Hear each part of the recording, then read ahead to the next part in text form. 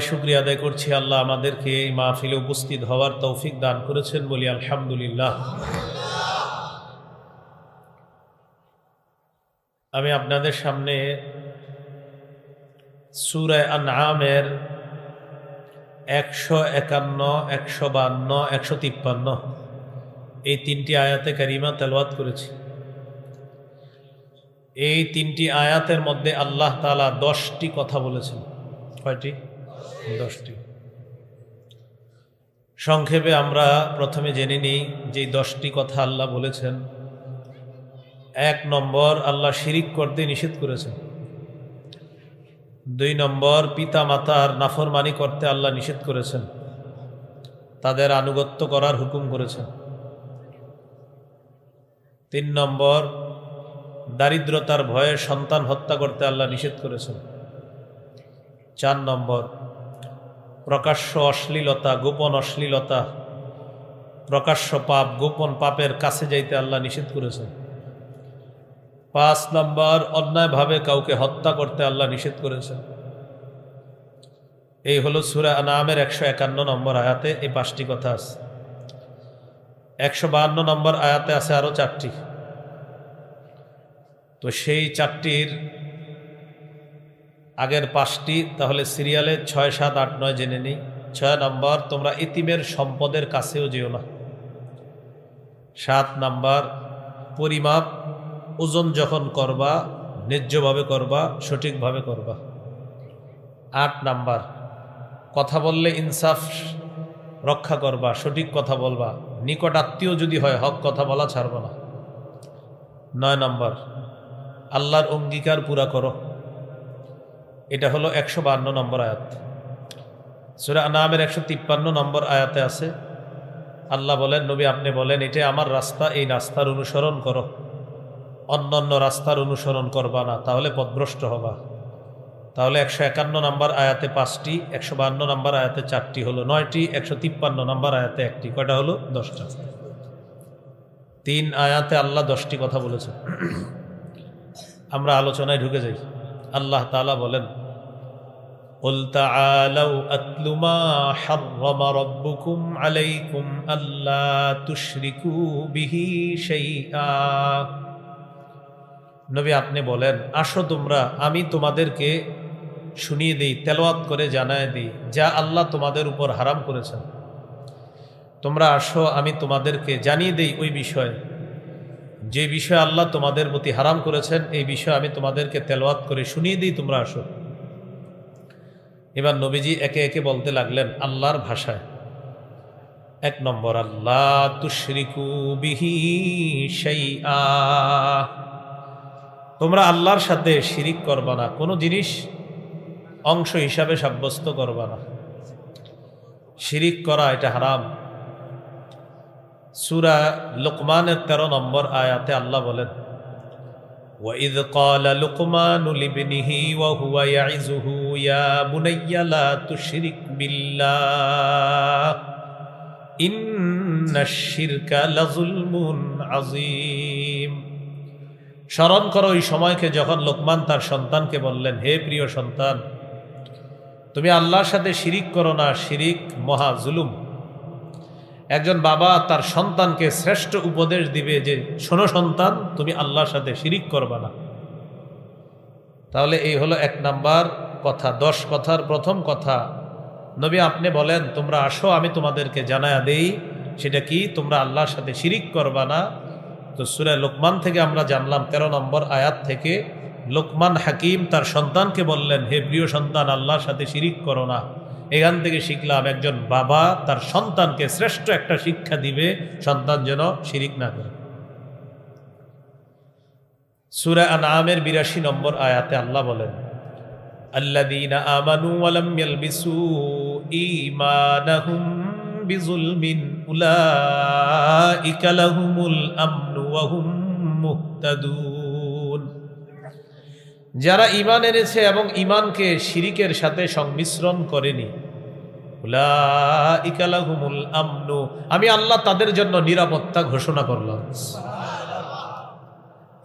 ওয়া হুম মুহতাদুন, তারাই হেদায়েত প্রাপ্ত। ভাই এখান থেকে কি শিখলাম? ইমানকে শিরিকের সাথে কোনোভাবেই মিশ্রণ করা যাবে না। আল্লাহ হেফাজত করেন।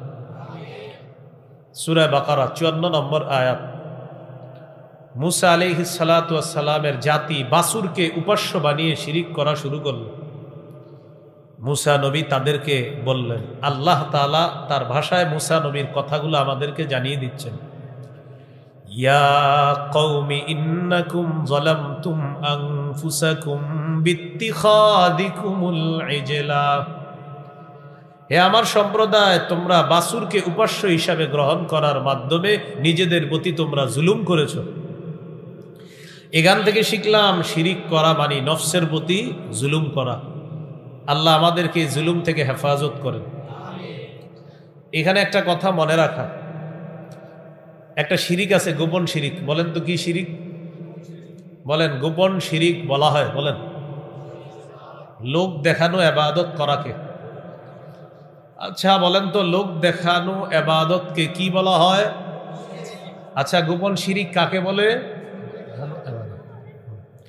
قال رسول الله صلى الله عليه وسلم إياكم وشرك السرائر। নবীজি বলেন, তোমরা গোপন শিরিক থেকে বাঁচো।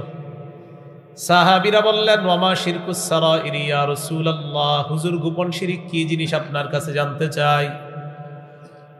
নবীজি বললেন, ইয়াকুমুর রাজুলু ফায়ুসাল্লি ফায়ুযায়্যিনু সালাতাহু জাদিদান লিমা ইয়ারা বিন নাজরিন নাসি ইলাইহি। গোপন শিরিক হলো কোনো ব্যক্তি নামাজে দাঁড়ায় আর তার নামাজটা সে যথাসাধ্য চেষ্টা করে সুন্দর করার জন্য, এই নিয়তে যেন মানুষ তার নামাজ দেখে বলে মাশাআল্লাহ কত সুন্দর নামাজ।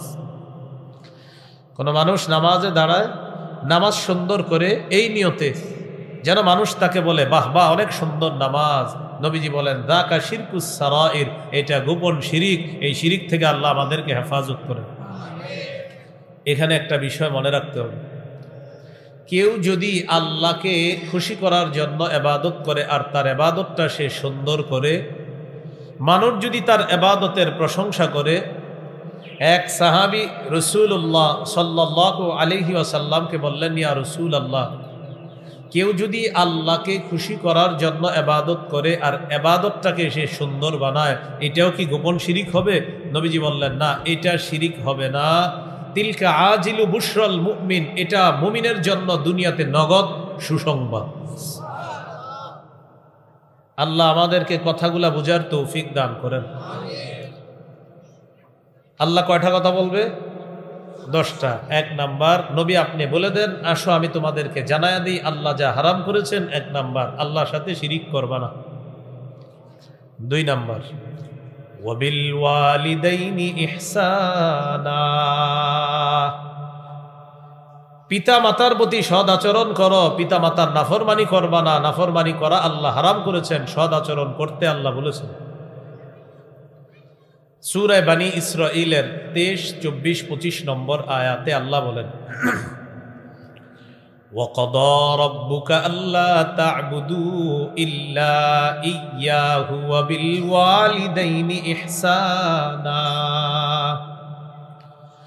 আল্লাহ তাআলা বলেন, তোমার রব ফয়সালা করেছেন তোমরা আল্লাহ ছাড়া কারো ইবাদত করবা না। এই সিদ্ধান্ত আল্লাহ করে দিয়েছেন, আল্লাহর সিদ্ধান্ত, তোমরা আল্লাহ ছাড়া কারো ইবাদত করবা না। ওয়াবিল ওয়ালিদাইনি ইহসানা, পিতা মাতার প্রতি সদাচরণ করবা। ইম্মা ইয়াবলুগান্না ইনদাকাল কিবারা আহাদুহুমা আও কিলাহুমা, তোমার পিতা মাতার দুইজনের একজন অথবা দুইজন যদি তোমার কাছে বার্ধক্যে উপনীত হয়। ইম্মা ইয়াবলুগান্না, যদি পৌঁছে যায়, ইনদাকা তোমার কাছে, আল কিবারা বার্ধক্য, তোমার কাছে যদি বার্ধক্যে উপনীত হয়, আহাদুহুমা পিতা মাতার দুইজনের একজন, আও কিলাহুমা অথবা দুইজন, তোমার কাছে যদি তোমার মা বাবা দোনোজনেই বার্ধক্যে উপনীত হয় অথবা দোনোজনের একজন যদি বার্ধক্যে উপনীত হয়, ফালা তাকুল্লাহুমা উফ, তাদেরকে উফ শব্দটা বলবা না। বলেন সবাই, কি শব্দ এটা? কাকে বলে একটু বুঝেন। মা বাবা বৃদ্ধ বৃদ্ধা হয়ে গেছে, এখন তারা এক কথা খালি বারবার বলে। দেখবেন একটু বয়স হলে মানুষ এক কথা অনেক সময় বারবার বলে। এই বারবার বললে আপনি বিরক্তি প্রকাশ করবেন না। উফের দুই ব্যাখ্যা বলেন। উফ এটার কয় ব্যাখ্যা বলেন? বিরক্তি প্রকাশ না করা এবং বিরক্তি সূচক শব্দ না বলা। মা বাবা আপনার বয়স হয়ে গেছে, এক কথা বারবার বলবে, দেখবেন শিশুদের মতো, তখন আপনি বিরক্তি প্রকাশও করবেন না, বিরক্তি সূচক কোনো শব্দ মুখ দিয়ে বলবেন না। যেমন আপনি এমন একটা অভিনয় করলেন, আপনার আব্বা বুঝলো আহারে ও মনে হয় আমার কথায় বিরক্ত হচ্ছে। আপনি এমন একটা কথা বললেন, তখন আপনার আব্বা আম্মা বুঝলো ও এত বিরক্ত হচ্ছে আমার কথায়। আপনার শিশু সন্তানের কথা 100 বার বললেও কিন্তু আপনি বিরক্ত হন না। বাবা মা যখন বৃদ্ধ হয়ে যায় তখন তারা শিশুর মতো হয়ে যায়, এক কথা বারবার বললেও বিরক্তি প্রকাশ করবেন না, বিরক্তি সূচক কোনো শব্দ মুখে আনবেন না। এটা হলো ফালা তাকুল্লাহুমা উফ, তাদেরকে উফ শব্দটাও বলবা না। মনে থাকবেন ইনশাআল্লাহ? তাহলে আমার সাথে বলেন, বলেন আমরা মা বাবাকে কোনো কথা এমনভাবে বলবো না যেই কথায় বিরক্তি প্রকাশ পায়, অথবা বিরক্তি সূচক কোনো শব্দও বলবো না। মা বাবা যদি এক কথা বারবারও বলে, আমরা কখনো বিরক্ত হব না, বিরক্তি প্রকাশ করব না, বিরক্তি সূচক কোনো শব্দ মুখে আনবো না। বলেন এটা হলো, বলেন কোরআনে বর্ণিত উফ শব্দের ব্যাখ্যা। আল্লাহ কি বলছেন? ফালা তাকুল্লাহুমা উফ, তাদেরকে উফ শব্দটাও বলবা না। মনে থাকবেন ইনশাআল্লাহ? তো আল্লাহ বলেন তোমার মা বাবার দুইজনের একজন অথবা দুইজন যদি তোমার কাছে বার্ধক্যে উপনীত হয়, তাদেরকে উফ শব্দটাও বলবা না। ওয়ালা তানহারহুমা, তাদেরকে ধমক দিবা না। ওয়া কুল্লাহুমা কাওলান কারীমা, তাদের সাথে সম্মানসূচক কথা বলবা, ভদ্রভাবে কথা বলবা, নরম কথা বলবা। বারবার এক কথা বললে যে আব্বা ঠিক আছে, যে আম্মা ঠিক আছে, এভাবে আপনি বুঝতেছেন যে আপনার আব্বা যে কথাটা বলতেছে হয়তো এটা সঠিক না, সবগুলা কথা সঠিক নাও হতে পারে। তো আপনি প্রথমে এমন করবেন, জি জি জি আব্বা, জি ঠিক আছে। আপনি যেমন আপনার শিশু সন্তানের 100টা আবদার করার পরে সবগুলা পূরণ করেন না, এরপরে কিন্তু বিরক্তি প্রকাশ করেন না, আচ্ছা বাবা তোমার জন্য আনবো, সবই কিন্তু আনবো বলেন, কিন্তু আনেন না সব। আপনার আব্বা আম্মা যদি বয়স্কা হয়ে যায়, এক কথা বারবার বললেও যদি দেখেন কোনো কথা এমন যে কথাটা আসলে সঠিক না, আপনি মাথা নাড়বেন, আচ্ছা আব্বা জি ইনশাল্লাহ ঠিক আছে। বিরক্তি প্রকাশ কোনোভাবেই যেন চেহারায় না ওঠে। তো এটাই বললেন আল্লাহ, ওয়ালা তানহারহুমা, ধমক দিবা না। ওয়া কুল্লাহুমা কাওলান কারীমা, মা বাবার সাথে ভদ্রভাবে কথা বলবা, সম্মান সুযোগ কথা বলবা। ইকুটা বন্ধ করে দেন ভাই, ইকু লাগবে না। ওয়াখফিদ লাহুমা জানাহাদ-দুল্লি মিনার রাহমা, তাদের সামনে দয়ার ডানা বিছিয়ে দিবা। সুবহানাল্লাহ। ওয়াখফিদ লাহুমা, তাদের সামনে নত হবা, বিনয়ী হবা। জানাহাদ-দুল্লি মিনার রাহমা, নম্র আচরণের মাধ্যমে তাদের সামনে বিনয়ী হবা, ভদ্র আচরণের মাধ্যমে তাদের সামনে বিনয়ী হবা। আরেকটা অনুবাদ, তাদের সামনে দয়ার ডানা তুমি মেলে দিবা, তুমি বুঝাইবা আমি আপনাদের জন্য সব করবো ইনশাআল্লাহ। তো এটাই বলতেছে, ওয়াকফিদ লাহুমা, মা বাবার সামনে বিছিয়ে দিবা, নত করে নিজেকে নত করে উপস্থাপন করবা, বিনয়ী ভাব তাদের সামনে প্রদর্শন করবা। জানাহাদ-দুল্লি মিনার রাহমা, জানাহ মানে ডানা, জানাহাদ-দুল্লি মিনার রাহমা, দয়ার ডানা, মায়ার ডানা। একদম আপনি নত হয়ে যাবেন এমন ভাবে মা বাবার সামনে নিজেকে প্রকাশ করবেন।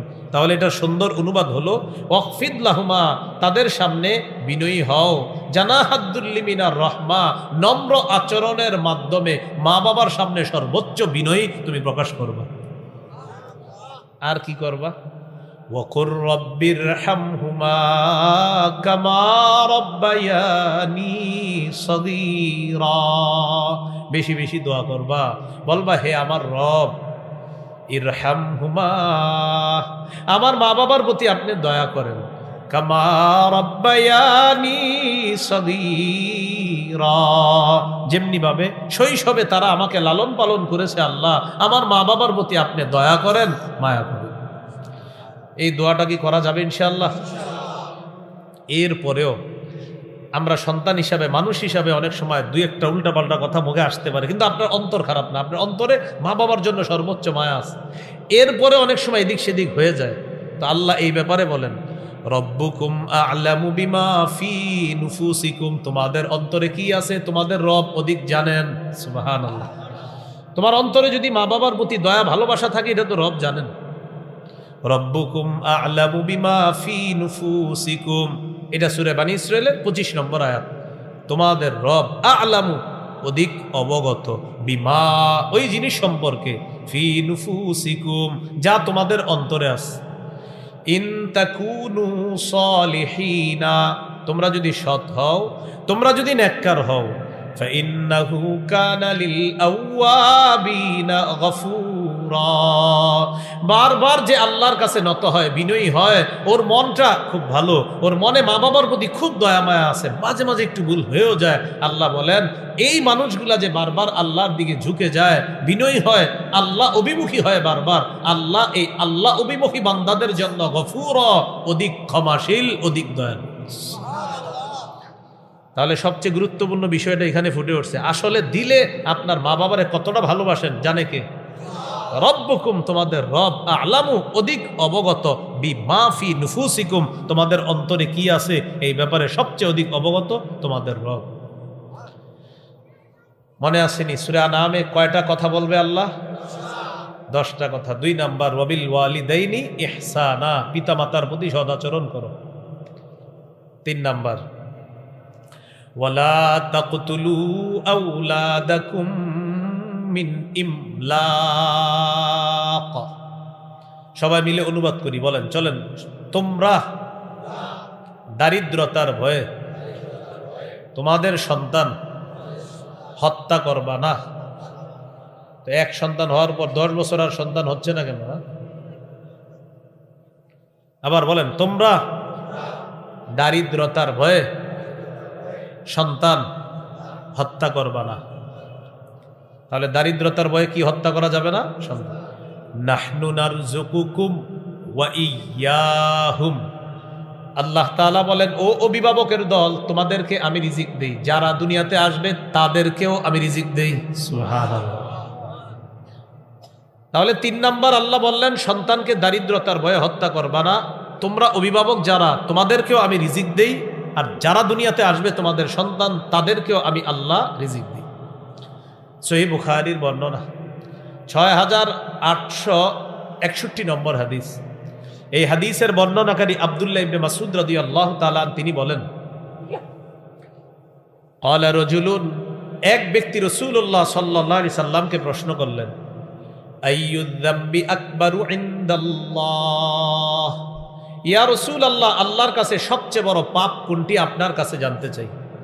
فقال رسول الله صلى الله عليه وسلم أن تدعو لله ندا وهو خلقك, আল্লাহ তোমাকে সৃষ্টি করেছেন, সেই আল্লাহর সাথে কাউকে অংশীদার সাব্যস্ত করা, সমকক্ষ সাব্যস্ত করা, এটা সবচেয়ে বড় পাপ।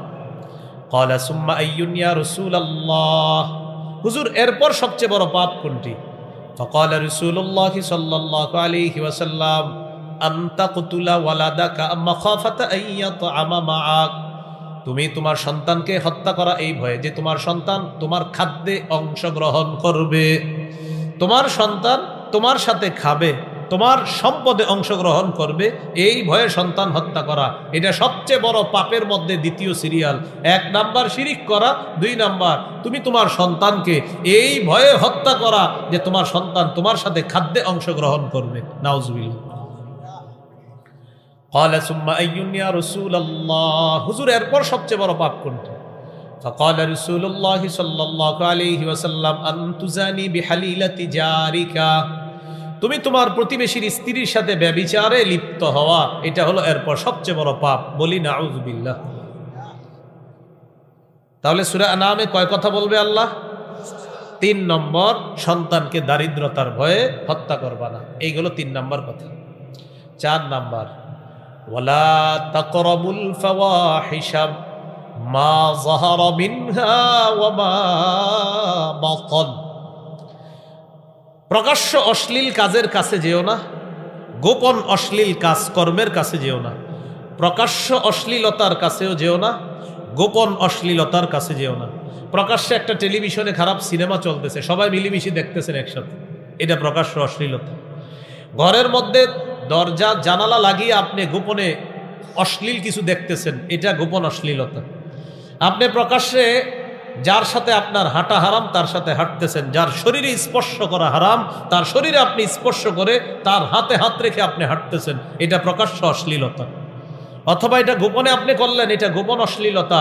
4 নাম্বার আমাদের প্রতি আল্লাহর উপদেশ হলো ওয়ালা তাকরাবুল ফাওয়াহিশা মা যাহারা মিনহা ওয়া মা বাতান। প্রকাশ্য অশ্লীলতার কাছে যেও না, গোপন অশ্লীলতার কাছে যেও না। অন্য আয়াতে আল্লাহ বলেন ওয়াদারু যাহিরাল ইসমি ওয়া বাতিনা, ছেড়ে দাও যাহিরাল ইসমি প্রকাশ্য পাপ, ওয়া বাতিনা গোপন পাপ। তোমরা ছেড়ে দাও প্রকাশ্য পাপ, গোপন পাপ।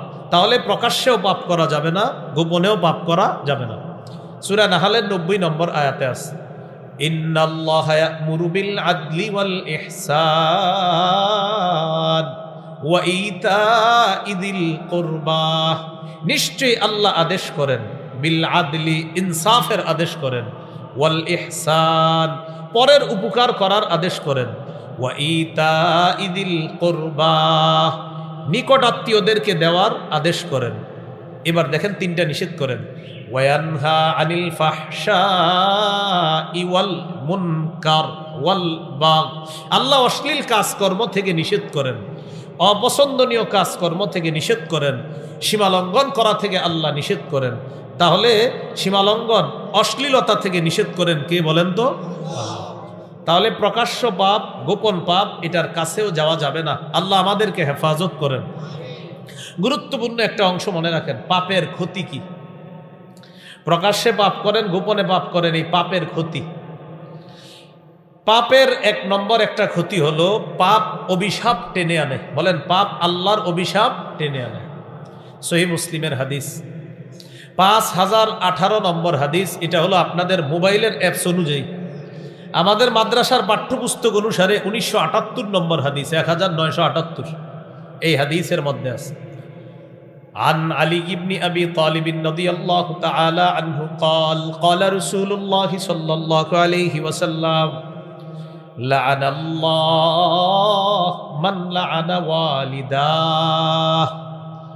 আল্লাহ তাআলা ওই ব্যক্তিকে অভিসম্পাত করেছেন যে ব্যক্তি তার পিতা মাতাকে অভিশাপ দেয়। যে ব্যক্তি তার পিতা মাতাকে অভিশাপ দেয় আল্লাহ তাকে অভিশাপ দেয়। তাহলে পিতা মাতাকে অভিশাপ দেওয়া এটা একটা পাপ, আর এই পাপ আল্লাহর অভিশাপ টেনে আনে। বলেন নাউজুবিল্লাহ। ওয়ালা'নাল্লাহু মান যাবাহা লিগাইরিল্লাহ। যে ব্যক্তি আল্লাহ ছাড়া অন্য কারো নামে জবাই করে তাকেও আল্লাহ অভিশাপ দেয়। আল্লাহ ছাড়া অন্য কারোর নামে পশু জবাই করা এটা একটা পাপ, আর এই পাপ আল্লাহর অভিশাপ টেনে আনে। বলি নাউজুবিল্লাহ। ওয়ালা'নাল্লাহু মান আওয়া মুহদিসা। যে ব্যক্তি কোনো বেদাতীকে আশ্রয় দেয় এই ব্যক্তির উপরও আল্লাহ তাআলা অভিশাপ দেয়। আপনি একজন বেদাতীকে